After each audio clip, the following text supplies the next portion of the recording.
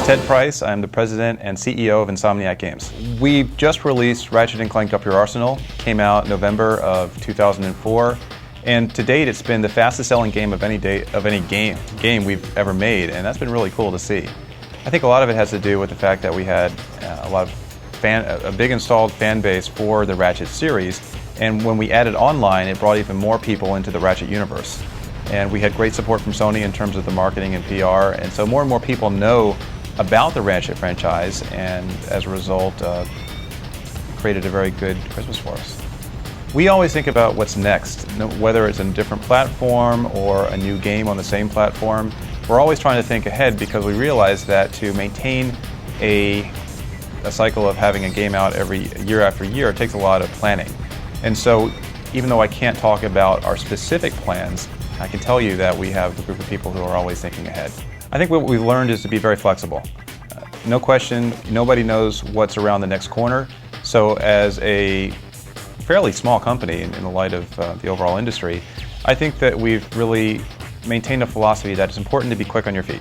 If you see a change coming, or if something happens that nobody anticipated, we have to be able to shift all of our resources and change aspects of our current game, think about different markets, whatever it takes to survive and thrive in this industry. And I think the group of people that we have at Insomniac are very attuned to that kind of fast-moving mentality. Well, I think what Ratchet for us is an opportunity to continue to experiment in expanding the platforming genre. Every Ratchet game that we have created has been an attempt by us to go beyond the boundaries of what most people expect from platformers. And I think the Ratchet universe really lends itself well to that kind of thinking outside the box, to use a really overused cliche. And that's what we enjoy about the Ratchet universe. It's just it gives us a lot of flexibility.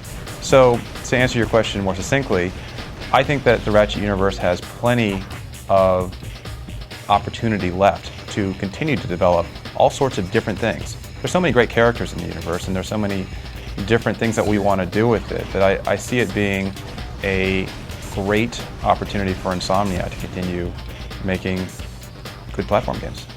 I think the reason that Ratchet has been so successful is a combination of thinking differently from a design perspective about what platformers can be on our side, and on the other hand, extremely good support from Sony. I mean, Sony really marketed Ratchet well, and we got fantastic support from the enthusiast magazines as well, thanks to the PR efforts that Sony made and that we've made. And because of that, I think a lot of people were able to see from the reviews and just online chatter how different Ratchet really is and why it's not your standard platformer.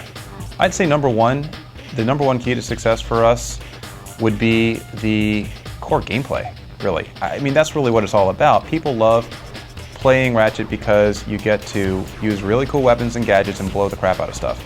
I mean, that's been at the core of all the games, and what we've been able to do is really layer additional gameplay on top of that to make it feel bigger, more varied, and introduce new twists to the genre. But a very close second would be the humor in the games. There aren't that many games these days that really use humor to entertain people. We're finding that our online audience is growing. And Ratchet & Clank Up Your Arsenal featured a very robust online gameplay element.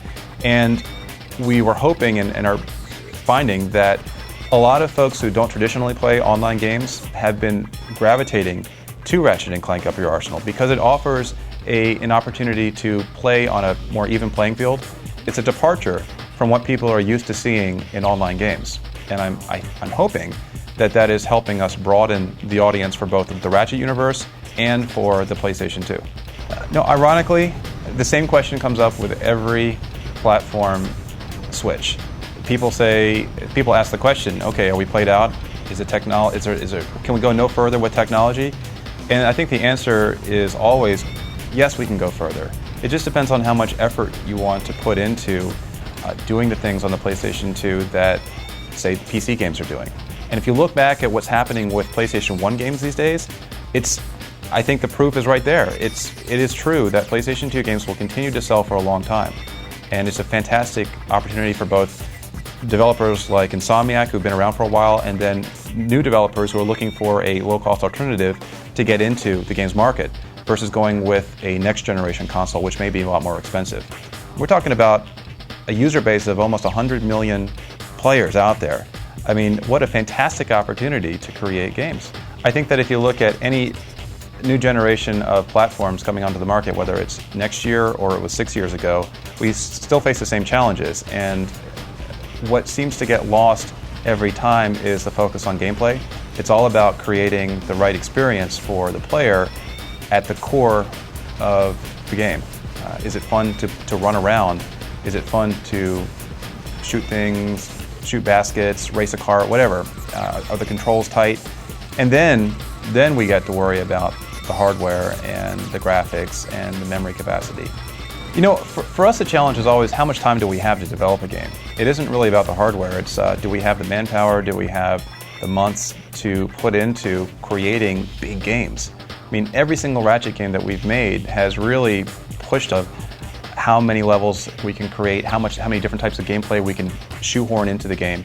And so to us, it's not about necessarily about the additional capabilities that the hardware gives us. It's about answering the question, can we schedule this?